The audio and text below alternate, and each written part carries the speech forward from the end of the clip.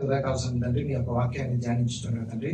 ఇదిగోండి తండ్రి నాయన మీ యొక్క మాటలు మాకు తెలియజేయండి తండ్రి. నాయన మాట్లాడుతుంది నేను కాదు కానీ తండ్రి నేను మీ యొక్క నాయన జ్ఞానాన్ని తండ్రి ఇదిగోండి తండ్రి నా ద్వారా నాయన వీటికి తెలియజేయండి తండ్రి. మేమందరం కూడా తండ్రి మీ యొక్క వాక్యాన్ని అయినా మేము విని దాని ప్రకారం అయినా మేము సర్దిద్దుకుంటూ ముందుకు వెళ్ళే విధంగా నాయన కృప చూపించండి తండ్రి. నాయన అపవాది నాయన వాక్యాన్ని ఎత్తుక్కోకండి తండ్రి.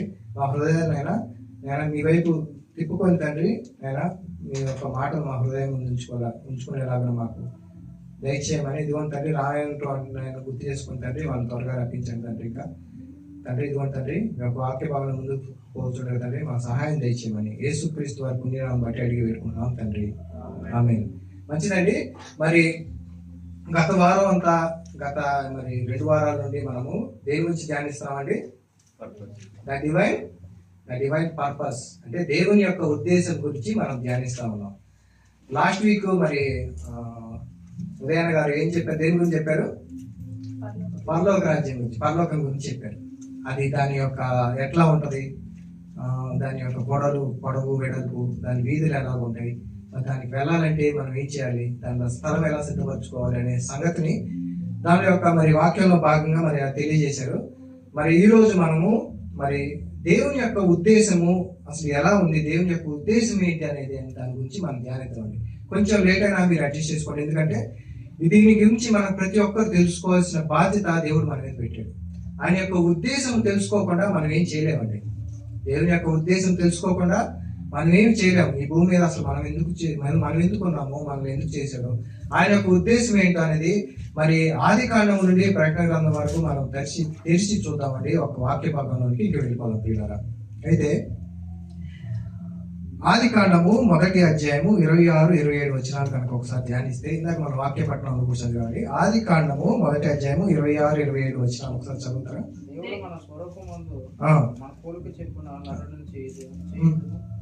వారు సముద్రపు చేపలను, ఆకాశ పక్షులను, పశువులను, సమస్త భూమి మీద ప్రతి జంతువును ఏలుదరిగాక నీవు పలికెను. ఓకే, చూసారా పిల్లరా? ఇక్కడ దేవుడు మరి ఆది కాండములో ఒక మనుషులను చేసిన ఉద్దేశం కనుక మనం పరిశీలిస్తే ఏం చేశాడంటే, దేవుడు మన స్వరూపము మన పోలిక చొప్పున ఎవరు చేయాలనుకున్నాడు? నరులను చేయాలనుకున్నాడు పిల్లరా. చూసారా? ఇక్కడ మనకు ఒక పాయింట్ దొరికింది.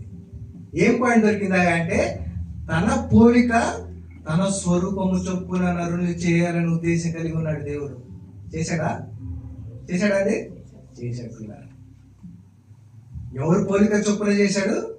తన పోలిక చొప్పున చేశాడు పిల్లరా. తన పోలిక కలిగి ఉన్నాం మనందరం, తన స్వరూపాన్ని ధరించాం మనందరం.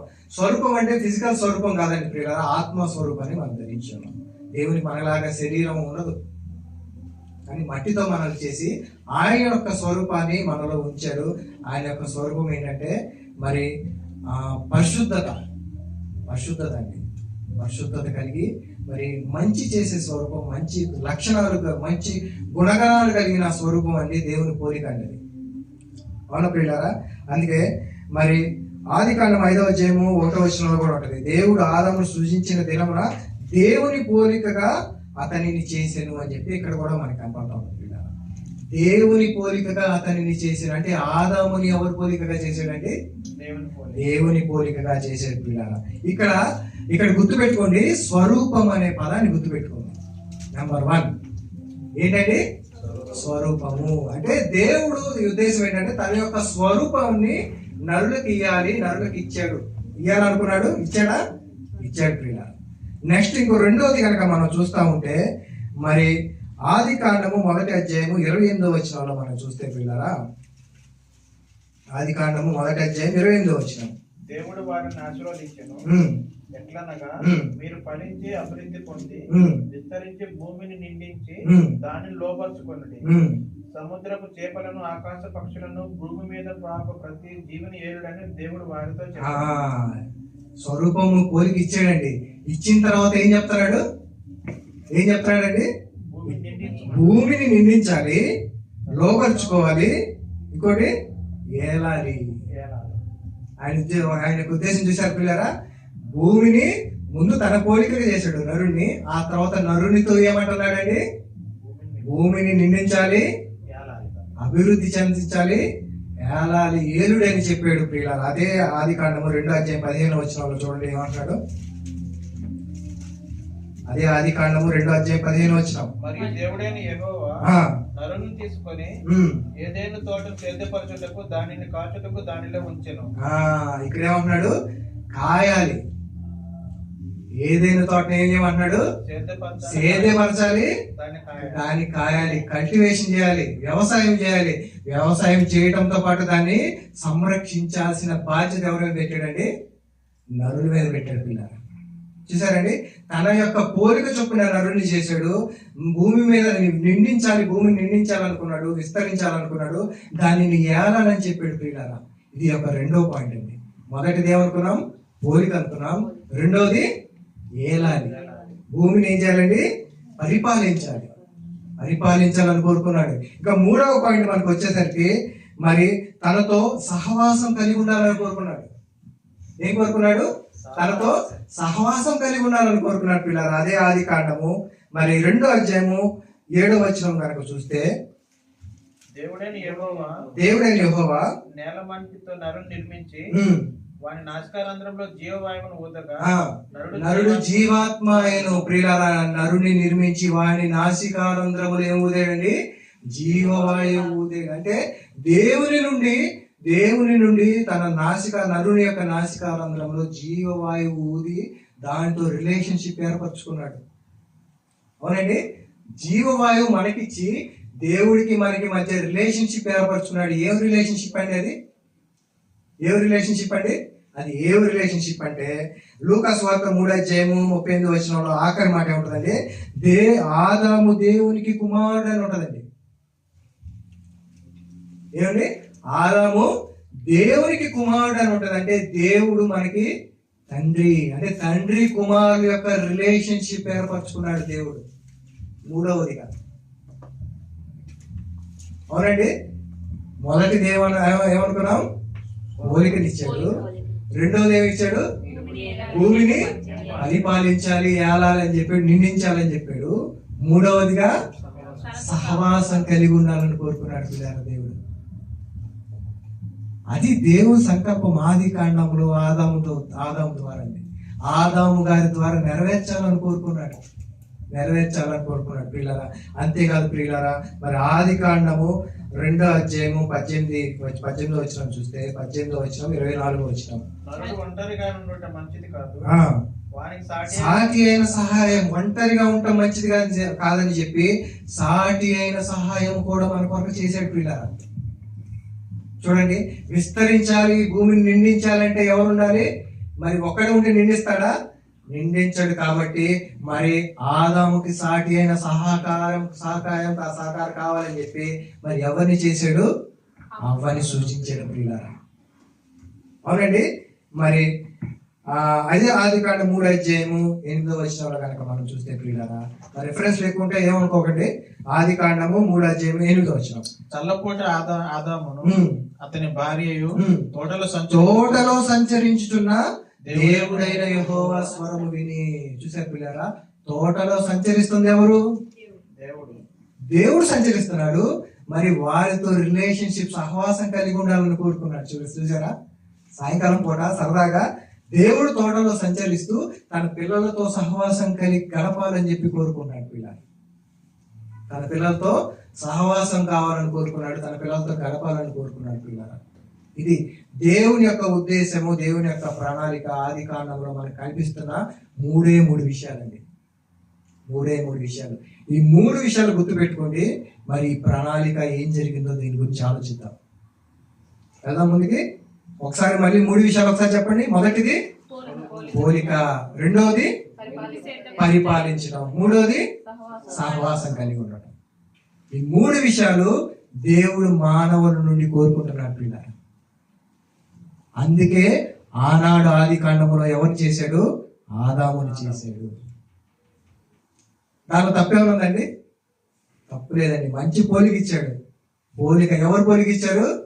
దేవుని పోలికగా మనం పుట్టాము. అంతేగాని వేరే వేరే జంతువుల పోలికో వేరే వేరే పోలికలు మనకి లేదండి.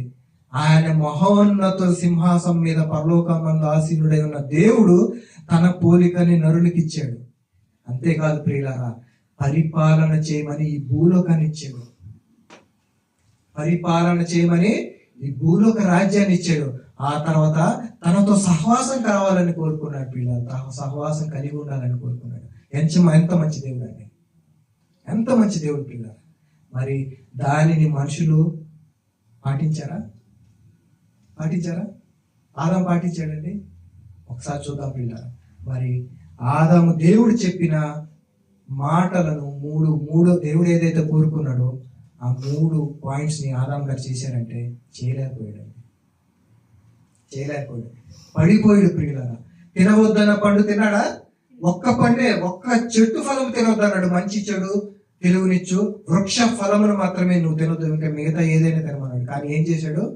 సర్పము కీర్తి ద్వారా మోసపరచబడి ఆదాము ఇద్దరు కలిసి ఏం చేశారండి? ఆజ్ఞ అతిక్రమము చేశారు పిల్లలు. ఆజ్ఞ అతిక్రమము చేసి పాపము చేశారు. దానివల్ల ఏం జరిగిందండి? ఆజ్ఞ అతిక్రమము పాపము. ఆ పాపం వల్ల ఏం జరిగిందో చూద్దాం పిల్లరా. దేవుని యొక్క ఉద్దేశము మనుషులు నెరవేర్చలేక తప్పిపోయారు పిల్లలు. మనుషులు నెరవేర్చలేక తప్పిపోయారు. అయితే దేవుడు తన స్వరూపాన్ని నరునికి ఇచ్చాడు కదా, ఆ స్వరూపం ఏమైంది తెలుసా? మలినమైపోయింది. దేవుని స్వరూపంగా నరుని చేస్తే ఆ నరుడు ఏం చేశాడు తెలుసా? ఆ స్వరూపాన్ని పాడు చేసుకున్నాడు పిల్లలు. ఇది ఎక్కడ జరిగింది? ఏదైనా తోటలో జరిగింది పిల్లలు. మంచి స్వరూపం ఇస్తే ఏం చేశారండి? ఇక్కడ మనం చూస్తూ ఉంటాం పిల్లలు, మొబైల్లో చూస్తూ ఉంటాం. నేను మన కవితా సిస్టర్ గారు దాని గురించి హాస్పిటల్కి వెళ్తే ఒక లేడీ కనపడిందండి. సన్నగా ఉంది, పెదాలు ఇంతింతలా ఉన్నాయి పిల్లలు.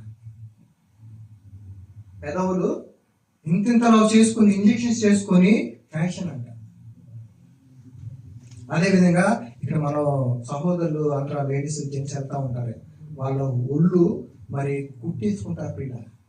చెవులకి ఇంత పెద్దవి పెట్టుకుంటా ఉంటారు, క్లిప్పులు లాంటివి పెట్టుకుంటా ఉంటారు, చెవులు కుట్టేసుకుంటారు, ఒళ్ళంతా చండాలు చేసేసుకుంటారు, టాటూస్ చేసుకుంటారు.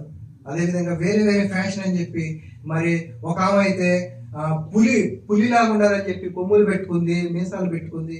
అలా తమ శరీరాన్ని తమ పోలికలు మార్చేసుకుంటారు పిల్లలు. కానీ ఫిజికల్ గా మార్చుకుంటారు. కానీ ఏదైనా తోటలో ఏం జరిగింది తెలుసా? దేవుని పోలిక అంటే ఏం పోలిక అంటే అది పరిశుద్ధత కలిగి ఉన్న పోలిక నాశనం చేసుకున్నారు పిల్లలు. మలినం చేసుకున్నారు. మలినం అయిపోయింది ప్రియులారా, మలినం అయిపోయింది. అందుకే ఆదికాండం 9వ అధ్యాయము 6వ వచనంలో ఏముంటది? ఏదైనా దేవుడు తన స్వరూపమందు నరుని చేశాడు. తన స్వరూపమందు నరుని చేస్తే ఆ నరుడు ఏం చేశాడంటే ఆదికాండం 3వ అధ్యాయం 10 నుండి 12 వచనాలు పిల్లలు. అందుకతడు నేను తోటలో నీ స్వరం విన్నప్పుడు దిగంబరినిగా నుంటిని కనుక భయపడి దాగుకుంటుని. అందుకైనా నీవు దిగంబరుడు అని నీకు తెలిపిన వాడెవడు? నీవు తినకూడని నేను నీకు ఆజ్ఞాపించిన వృక్షఫలం తింటివని అడిగాను. అందుకు ఆదాము నాతో నుండుటకు నాకు ఇచ్చిన ఈ స్త్రీయే. చూసారా? మనుషుడు ఏం చేశాడు? మొట్టమొదటిగా వేరే వాళ్ళ మీద నిందలు వేయడం స్టార్ట్ చేశాడు. అవునండి, నిందలు వేయడం ఎప్పుడు స్టార్ట్ అయింది? ఏదైనా తోటలో దేవుడు పోలికగా ఉన్న మనుషుడు దేవుడు పోలికగా సృష్టింపబడిన వేరే యొక్క మనుషుని నిందించడం స్టార్ట్ అయింది, శపించడం స్టార్ట్ అయింది. చూసారా పోలికని ఎలా మార్చుకున్నాడు? పోలిక విఫలమైపోయింది ప్రియులారా. దేనివల్ల? తినవద్దన్న పండు తిన్నాడు, ఆజ్ఞ అతిక్రమం చేశాడు. దేవుని పోలికగా పుట్టిన ఆయన పోలికగా మార్చుకున్నాడు పిల్లలు. ఆయన పోలిక మార్చేసుకున్నాడు. అపవాది యొక్క మీ తండ్రిని యొక్క అపవాది సంబంధులు అని చెప్పి దేవుడు తన వాక్యంలో సెలవిస్తా ఉన్నాడు. ఆడు మొదటి నుండి దురాశ నెరవేరుస్తా ఉన్నాడు. అబద్ధములకు జనకుడు. ఆడి ఎందు ఏ సత్యము లేదని చెప్పి వాక్యం మనకి సెలవిస్తా ఉంది పిల్లలు. మరి అపవాది యొక్క మాయలో పడిపోయి ఆదాము అవ్వ కూడా ఏం చేశారండి? దేవుని పోలికగా ఉన్నవారు మరి పోలిక మార్చేసుకున్నారు పిల్లలు. మరి అదే మాట మరి ఒకసారి చూద్దాం పిల్లలు. దానివల్ల ఏమైంది? మరి ప్రయాసము 16 వచనం 3వ అధ్యాయం 16 వచనం. ఆయన స్త్రీతో నీ ప్రయాసమును నీ గర్భవేదనను నేను మిక్కిలి హెచ్చించెదను.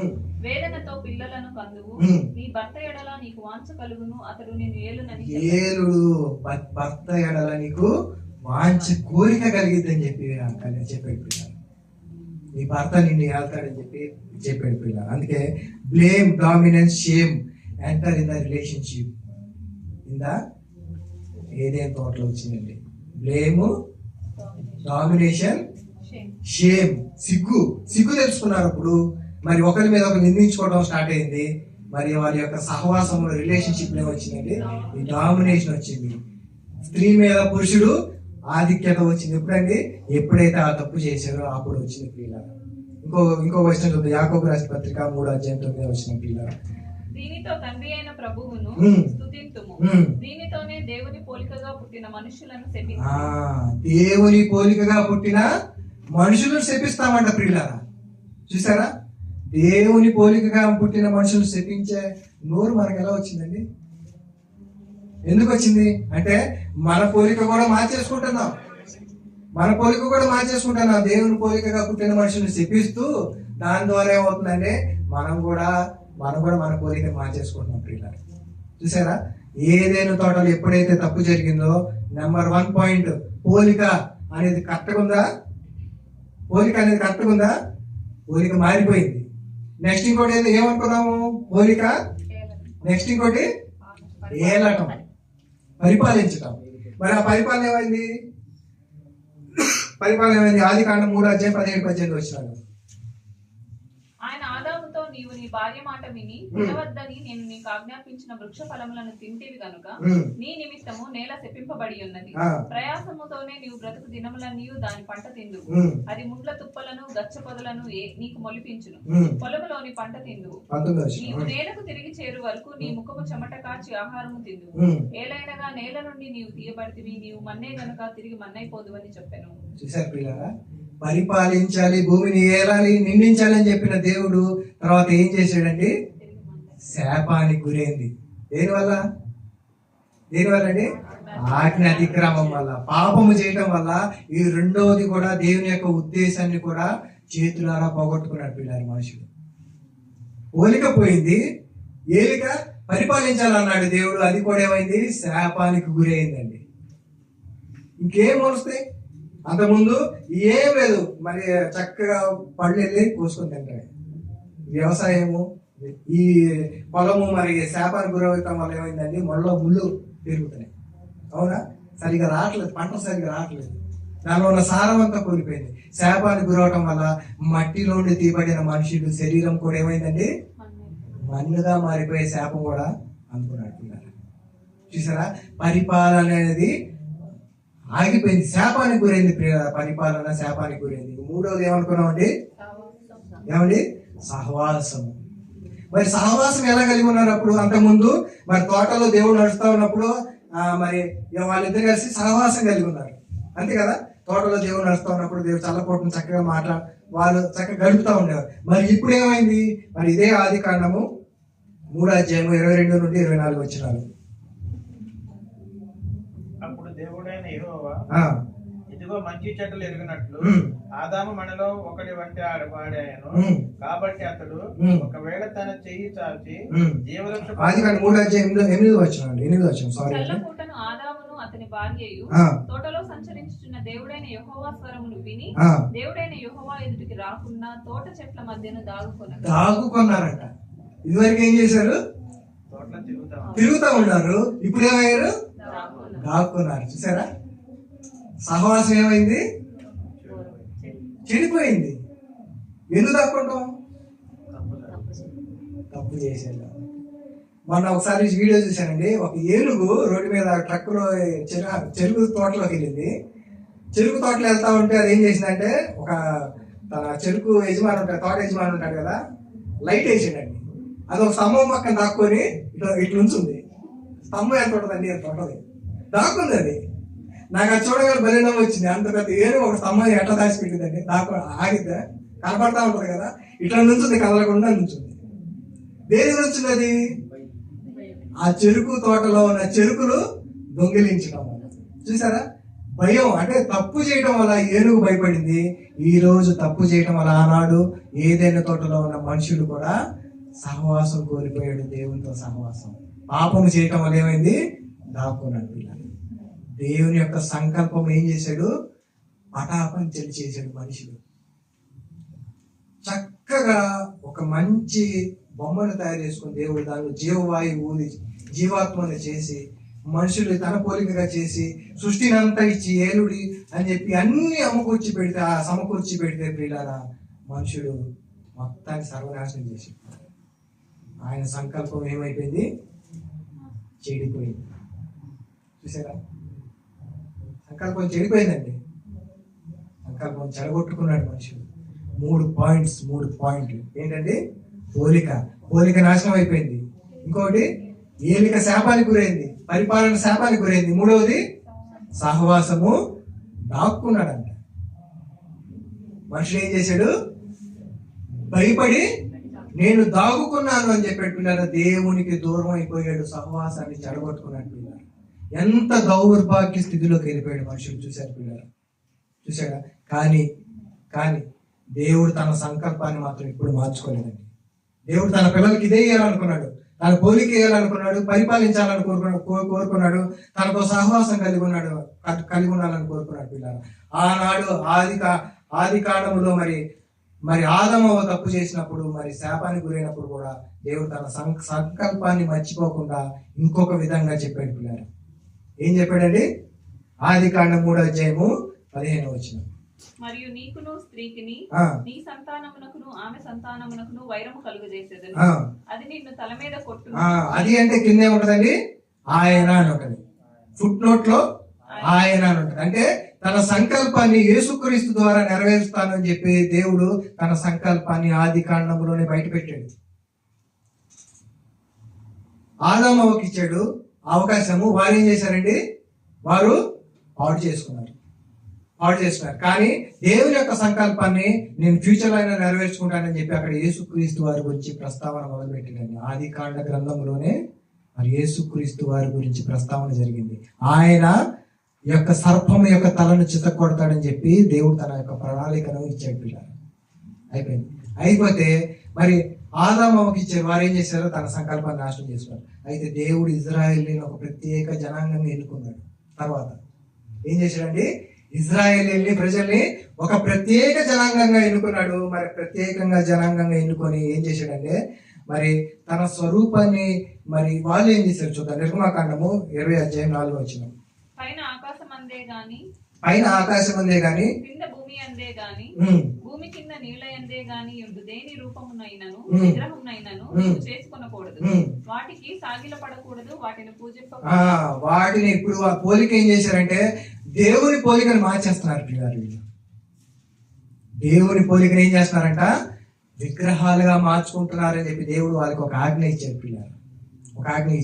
ఇదే మళ్ళీ ఎహెజ్కేలు గ్రంథం 36:22-23 కూడా ఉంటుంది. కాబట్టి ఇశ్రాయేలీయులకు ఈ మాట ప్రకటన చేయము, ప్రభువు యెహోవా సెలవిచ్చినదేమనగా, ఇశ్రాయేలీయులారా, మీ నిమిత్తము కాదు గాని అన్యజనులలో మీ చేత దూషణ నొందిన నా పరిశుద్ధ నామము నిమిత్తము నేను చేయబోవు దానిని చేయుదును.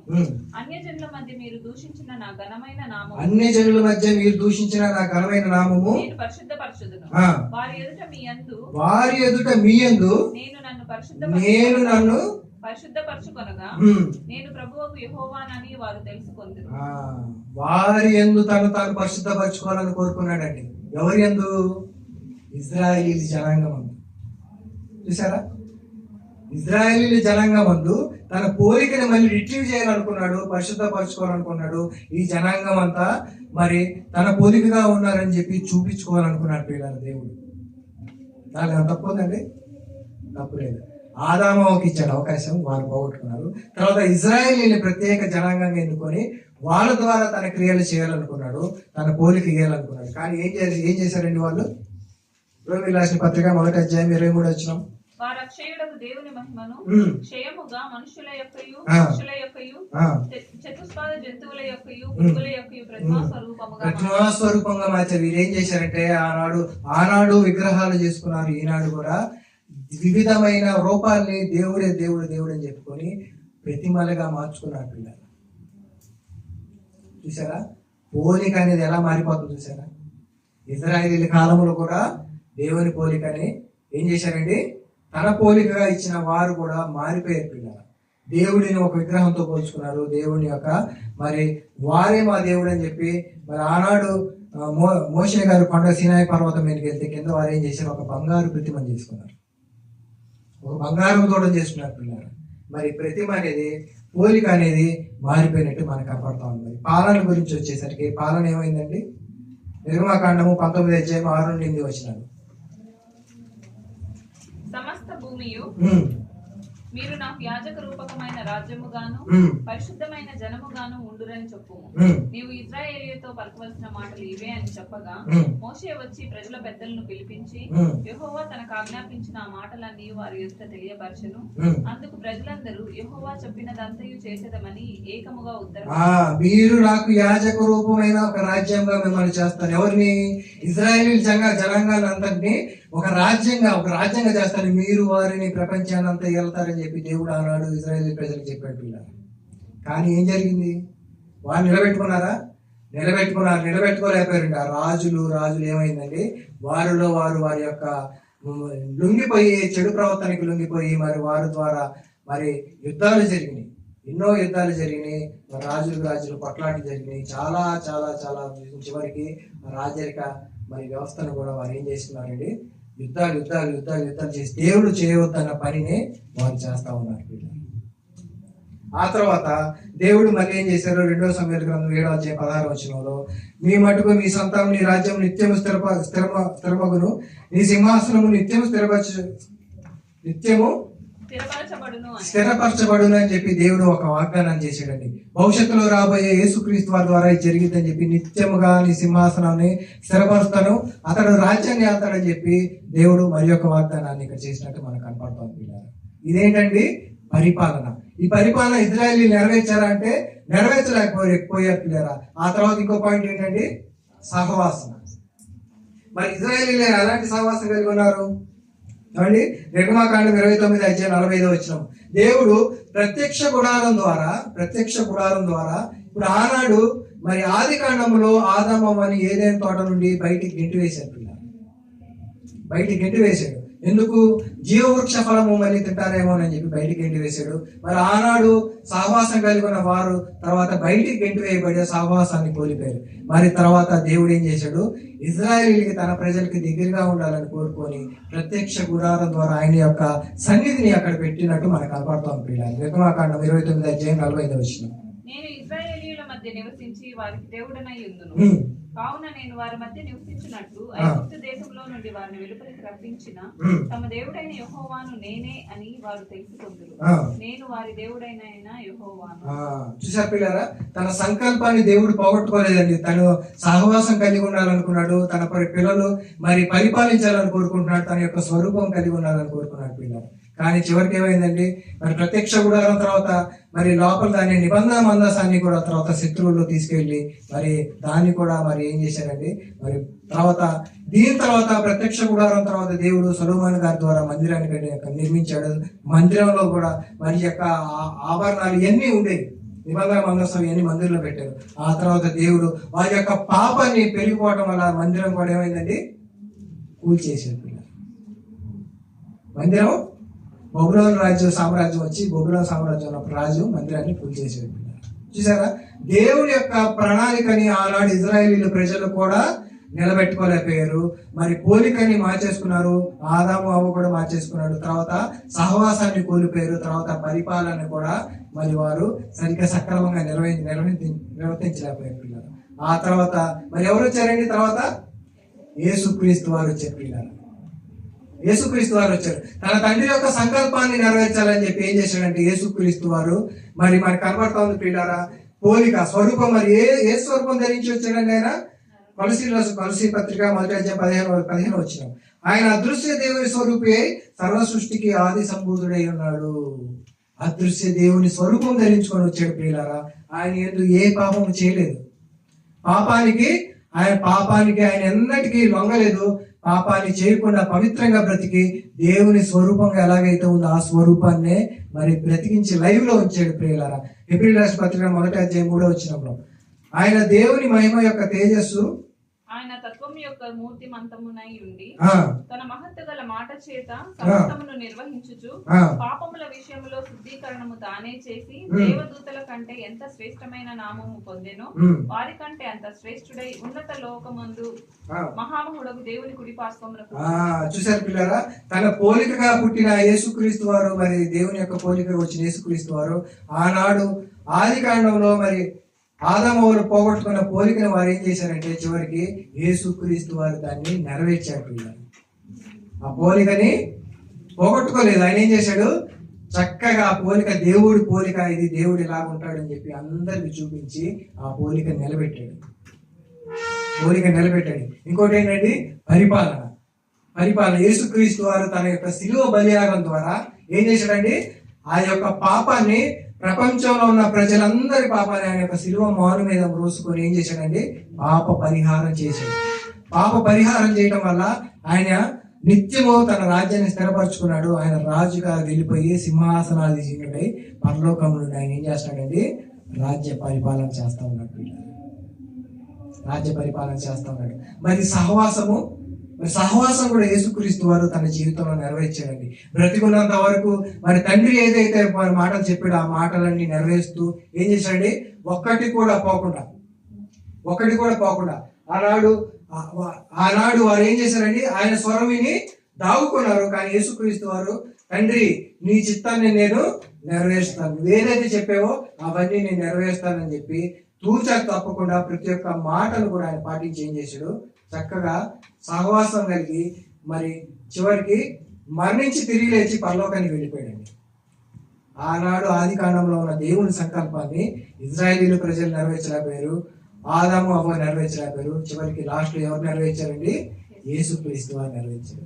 ఎవరిదండి ఈ సంకల్పం అంతా? ఎవరిది? తండ్రి అయిన దేవుని సంకల్పం. మరి ఆ తర్వాత యేసుక్రీస్తు వారి ద్వారా మిగిలింది ఎవరండి? ఆ సంకల్పం ఎవరి మీదకి వచ్చింది? ఇప్పుడు మన భుజాల మీదకి వచ్చింది. మరి దేవుని సంకల్పం ఏంటండి? పోలిక, ఇంకోటి పరిపాలన, ఇంకోటి సహవాసం. ఇప్పుడు మనం ఏం చేయాలి? దేవుని పోలిక కలిగి ఉండాలి, ఇంకోటి పరిపాలన చేయాలి, ఇంకోటి సహవాసం కలిగి ఉండాలి పిల్లలు. మరి ఎలా కలిగి ఉండాలని చెప్పి మనం చూస్తా ఉంటే పిల్లరా, మరి చర్చ్ ఏజ్ స్వభావం, రోమీయులకు రాసిన పత్రిక 8వ అధ్యాయం 29వ వచనం. రోమీయులకు రాసిన పత్రిక 8వ అధ్యాయం 29వ వచనం. ఎందుకనగా తన కుమారుడు అనేక సహోదరులలో జ్యేష్ఠుడగునట్లు దేవుడు ఎవరిని ముందు ఎరిగెనో వారు తన కుమారునితో సారూప్యము గలవారవుటకు వారిని ముందుగా నిర్ణయించారు. తన కుమారుతో ఏం గలవారవ్వాలండి? స్వారూప్యం కలవాలి. తన కుమారు స్వరూపం గలవారవ్వాలి. ముందేమైంది, తన పోలికని పోగొట్టుకున్నారు కదా. ఆది కాండంలో ఏం చేశారు, పోలికని పోగొట్టుకున్న తర్వాత దేవుడు మళ్ళీ మనకు ఒక అవకాశం ఇచ్చాడండి. యేసుక్రీస్తు వారి ద్వారా అందరికి ఒక అవకాశం ఇచ్చాడు. ఏం చేశాడండి, తన కుమారుని స్వరూపము పోలిక ధరించాలని చెప్పాడు. చూసారా, ఆనాడు పోగొట్టుకున్న పోలికని దేవుడు తన కుమారుని ద్వారా మళ్ళీ మనకి ఇచ్చాడు. మరి ఏం చేయాలి? కొరింథీయులకు రాసిన 2వ పత్రిక 3వ అధ్యాయం 18వ వచనం. మనమందరమును ముసుగులేని ముఖముతో ప్రభువు యొక్క మహిమను అద్దము వలె ప్రతిఫలింపజేయుచు మహిమ నుండి అధిక మహిమను పొందుచు ప్రభువుకు ఆత్మ చేత ఆ పోలికగానే మార్చబడుచున్నాము. ముసుగులేని ఏం చేయాలండి? ముసుగులేని ముఖముతో ప్రభువు యొక్క మహిమను అద్దము వలె ప్రతిఫలింపజేయాలి. అద్దం ఏం కనపడతా ఉంటదండి? అద్దం ఏం కనపడతా ఉంటది? వీటికి ఒకసారి ఈ పక్క చూడండి, అందరూ అక్కడ పక్క చూడండి. అక్కడేముంది? అద్దం ఉంది. ఏం కనపడుతుంది దానిలో? ఏం కనపడుతుంది? ఏమండి? ప్రతిబింబం కనపడుతుంది. ఎవరు ప్రతిబింబం అది కనపడుతుంది. కానీ మనం ఇలా చూస్తే ఎవరు ప్రతిబింబం కనపడాలి? మనం కనపడకూడదు. ఎవరు కనపడాలి? యేసుక్రీస్తు వారు కనపడాలి. ఇట్లా చూసి ఇదిగో నేనే అని చెప్పి అనుకోకూడదు. మనం పక్కనోడు పలానా అవినాషి, పలానా జర్షా, లేదంటే పలానా ప్రశాంత్ అనుకోకూడదు. ఎవరిని చూసినా ఎవరు కనపడారు? వాళ్ళలో యేసుక్రీస్తు వారు కనపడాలి. అది పోలిక.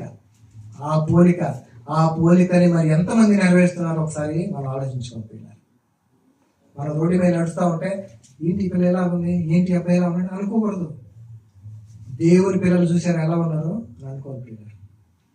మరి ఆ పోలికని ఎంతమంది నిలబెట్టుకుంటున్నారో మరి నిలబెట్టుకున్న వారికే మరి ఏముందండి దాని యొక్క ఫలితాలు లాస్ట్లో కనపడతా ఉంటాయి పిల్లలు. పోలికని మనం ధరించాలి. ఎవరి ద్వారా ధరించాలి? కొత్త పోలిక, నూతనమైన పోలిక. ఎవరిదండి అది? యేసుక్రీస్తు వారి పోలికని మనం ధరించుకోవాలి పిల్లలు. తర్వాత పాలన. రోమీయులకు రాసిన పత్రిక 5వ అధ్యాయం 17వ వచనం. మరణము ఒకని అపరాధ మూలమున వచ్చినదై ఆ ఒకని ద్వారానే ఏలిన ఎడల కృపాబాహుల్యమును నీతి దానమును పొందువారు జీవము గలవారై మరి నిశ్చయముగా యేసుక్రీస్తును ఒకని ద్వారానే ఏలుదురు. యేసుక్రీస్తును ఒకరి ద్వారానే ఏలుదురు అంటే మనం అందరం కూడా యేసుక్రీస్తు వారి ద్వారానే ఏలాలి పిల్లలు. ఏలిక పరిపాలన ఎక్కడైతే మనం పోగొట్టుకున్నామో ఆ పరిపాలన తిరిగి యేసుక్రీస్తు వారి ద్వారా మనకి మరి ఆయన అధికారం పొంది పరలోకమందు సింహాసనాసీనుడు అయ్యాడు. మరి మనం కూడా యేసుక్రీస్తు వారి యొక్క మార్గదర్శనంలో నడిచారంటే, అడుగుజాడలో నడిచామంటే మనం కూడా, మీరు ఒక వచనం ఉంటుందండి, మీరు తీర్పు తీర్చాలని మీకు తెలీదా? దేవదూతలకి వాళ్ళందరికీ తీర్పు తీర్చాలని మీరు ఎరుగురా అంటాడు. అంటే పరిపాలన తిరిగి పొందుకుంటాం ఇలా. ఎప్పుడైతే యేసుక్రీస్తు వారిని అనుసరించి ఆయన యొక్క మార్గంలో నడుస్తూ ఉంటామో మనం కూడా ఆయన ద్వారా మనం కూడా భూమిని మరి పరిపాలన చేస్తాం. అదే ఒక మాట అంటది మరి ప్రకటన గ్రంథం 1వ అధ్యాయం 6వ వచనంలో ఒక మాట చదవండి పిల్లరా. మనలను ప్రేమించుచు తన రక్తము వలన మన పాపముల నుండి మనలను విడిపించిన వానికి మహిమయు ప్రభావమును యుగయుగములు కలుగును గాక. ఆమేన్. ఆయన మనలను తన తండ్రియగు దేవునికి ఒక రాజ్యముగాను యాజకులుగాను చేసెను. అది కాదు ఏలాలి, భూమిని నిందించాలి, ఏలాలి అన్నాడు కదా. మరి దేవునికి మనం రాజ్యంగాను యాజకులుగా చేసాడంట. అంటే మనం దేవునికి యాజకత్వం చేస్తాం ప్రియులారా. మరి అదే విధంగా దేవదూతలకి తీర్పు తీరుస్తాం. మరి పరిపాలన భూమి మన పరలోకమందు చేస్తాం ప్రియులారా, పరలోకమందు చేస్తాం. మరి సహవాసం గురించి చదువుతాం. పోలిక అయిపోయింది, పరిపాలన అయిపోయింది, సహవాసం గురించి చదువుతాం ప్రియులారా. మరి యోహాను సువార్త 17వ అధ్యాయం 3వ వచనం చదువుతాం ఒకసారి. అద్వితీయ సత్య దేవుడవైన నిన్నును నీవు పంపిన యేసుక్రీస్తును ఎరుగుటయే నిత్య జీవం. యేసుక్రీస్తుని ఎరగటమే నిత్య జీవం అని చెప్పిన దేవుడు కొరింథీయులకు రాసిన 1వ పత్రిక 1వ అధ్యాయం 9వ వచనంలో ఏమంటాడంటే, మన ప్రభు అయిన యేసుక్రీస్తు తన కుమారుని సహవాసములకు మిమ్మల్ని పిలిచిన దేవుడు నమ్మదగిన వాడు. ఇప్పుడు ఎవరి సహవాసము కోరుకుంటున్నాడు దేవుడు? ఎవరి సహవాసంలో మనందరం ఉండాలని కోరుకుంటున్నాడు? తన యొక్క కుమారు యొక్క సహవాసం ఏందో ఉండాలని కోరుకుంటున్నాడు పిల్లలు.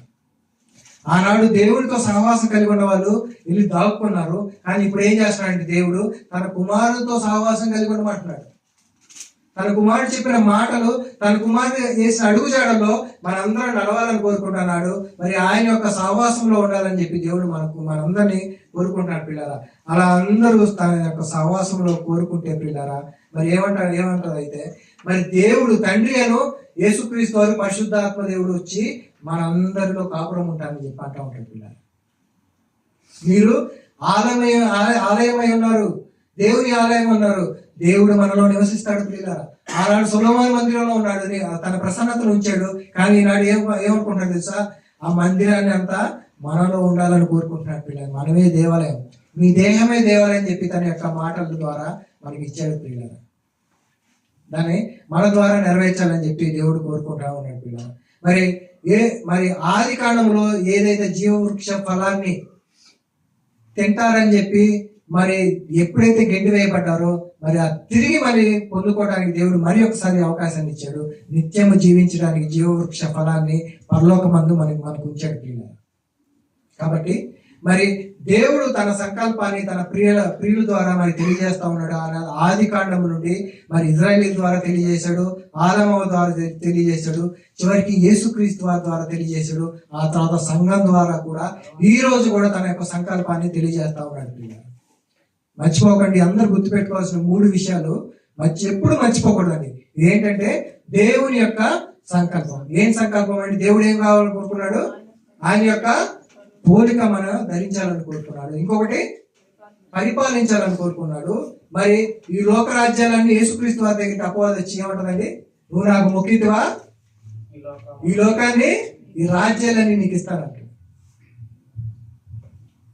ఈ పరిపాలన అపవాది యొక్క కబంధ హస్తాల్లో వెళ్ళిపోయింది. కానీ యేసుక్రీస్తు వారి శిలువ బలియాగం ద్వారా మళ్ళీ తిరిగి యేసుక్రీస్తు వారికి అధికారంలో చేజిక్కించుకున్నది మనకు కనపడుతుంది.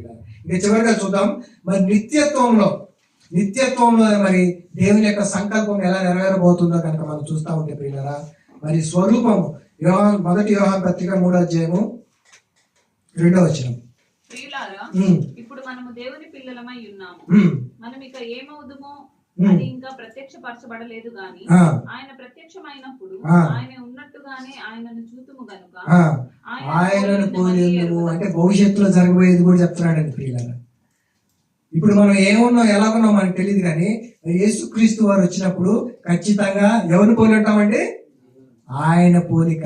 ఎప్పుడైతే పోగొట్టుకున్నామో పోలికని రేపు భవిష్యత్తులో యేసుక్రీస్తు వారిని ఎవరైతే నమ్ముకుంటారో, యేసుక్రీస్తు వారి మార్గంలో ఎవరైతే నడుస్తారో వారు ఖచ్చితంగా ఆయన పోలిక ధరిస్తారు పిల్లలు. నెక్స్ట్ ఇంకోటి ఏంటంటే పరిపాలన. ప్రకటన గ్రంథం 5వ అధ్యాయము 10వ వచనం. మా దేవునికి వారిని ఒక రాజ్యముగాను ఆ. యాజకులను గాను చేసితివి ఉమ్. కనుక వారు భూలోకమందు ఏలుదురని కొత్త ఆ, పాట భూలోకమంది ఏలుతారు. ఎప్పుడైతే శాపానికి గురైందో మరి ఆ శాపాన్ని ఇంకా నేను ఆల్రెడీ అప్పుడు మన లాస్ట్ వీక్ అని చెప్పాడు. ఒకసారి ప్రకటన 22వ అధ్యాయం 5వ వచనం చూద్దాం ప్రియులారా. రాత్రి ఇక ఎన్నడూ ఉండదు, ఉమ్, దీపకాంతి అయినను సూర్యకాంతి అయినను వారికి అక్కర్లేదు. ఉమ్. దేవుడైన ప్రభువే వారి మీద ప్రకాశించును. ఉమ్. వారు యుగయుగములు వారి యుగ యుగములు రాజ్యము చేయుదురు. ప్రియులారా, పరలోకాన్ని మరి మనం ఎప్పుడైతే నిత్యత్వంలోకి వెళ్ళిపోతామో ఆ ప్రణాళిక దేవుని యొక్క సంకల్పాన్ని దేవుడు అక్కడ నెరవేర్చిపోతున్నాడు. పిల్లలు మన కొరకు పరిపాలన చేస్తామంట, పోలిక కలిగి ఉంటామంట. చివరికి ఇంక మూడోది ఏంటండి? సహవాసం. మరి సహవాసం ఎలా కలిగి ఉంటాం ఒకసారి చూద్దాం ప్రియులారా. ఇదే ప్రకటన గ్రంథం 21వ అధ్యాయము 3వ వచనం. అప్పుడు ఇదిగో దేవుని నివాసము మనుషులతో కూడా ఉన్నది. ఉమ్, ఆయన వారితో కాపురముండును, వారు ఆయన ప్రజలై ఉండును. ఉమ్. దేవుడు తానే వారి దేవుడై ఉండి వారికి తోడై ఉండును. అబ్బా. ఎప్పుడైతే వెళ్ళగొట్టాడో ఏదైనా తోట నుండి, ఎప్పుడైతే మనుషులు దాక్కున్నారో దేవుని మాటలు, దేవుని స్వరం విని, కానీ భవిష్యత్తులో నిత్యత్వంలో జరగబోయేది ఏంటండి? ఏం జరుగుతుందని ఇక్కడ చెప్పాడు దేవుడు.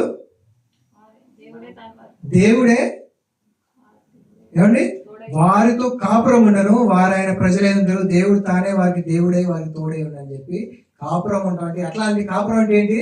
అందరూ కలిసికట్టుగా ఉంటారు. అందరూ కలిసికట్టుగా ఉంటారు. ఆయన వారి మనకి దేవుడుగా ఉంటాడు, మనం ఆయనకి ప్రజలుగా ఉంటామని చెప్పి దేవుడు తన యొక్క సంకల్పాన్ని ఈనాడు మరి ఎప్పుడైతే ఆది కాండంలో మనుషులు పోగొట్టుకున్నారో మరి ఆ తర్వాత ఇజ్రాయేలీ ప్రజలకు అవకాశాన్ని ఇచ్చాడు. ఇజ్రాయేలీ ప్రజలు కూడా దేవుని యొక్క సంకల్పాన్ని పటాపంచలు చేసి వారి యొక్క సంకల్పాన్ని పక్కన పడేశారు. ఆ తర్వాత చివరికి యేసుక్రీస్తు వారి ద్వారా తన యొక్క సంకల్పాన్ని నెరవేర్చాడు దేవుడు. మరి యేసుక్రీస్తు వారు ఒక్కడే పరలోకాన్ని సరిపోదండి? సరిపోద్దా?